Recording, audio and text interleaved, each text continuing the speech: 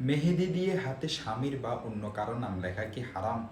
এর উত্তর হলো, মেহেদি দিয়ে হাতে স্বামীর নাম লেখা এটি জায়েজ, তবে তা সভ্যতা ও মুসলিম নারীদের স্বাভাবিক শালীনতার পরিপন্থী, তাই এড়িয়ে যাওয়াই উত্তম।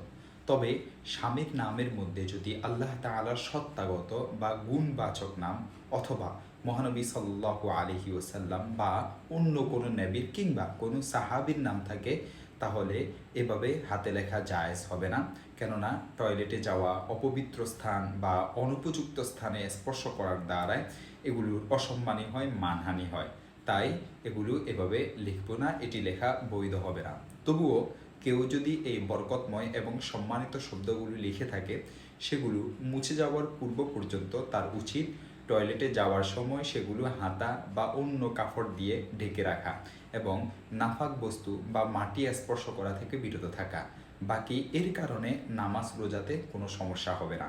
দেখতে পারেন জামিউ তিরমিজি হাদিস নং 1746 এবং ফতুয়াই হিন্দিয়া 5 নং খণ্ড 323 নং পৃষ্ঠা ও হাসিয়াতুত তহাবি আলা মারাকিল ফালাহ 54 নং পৃষ্ঠা।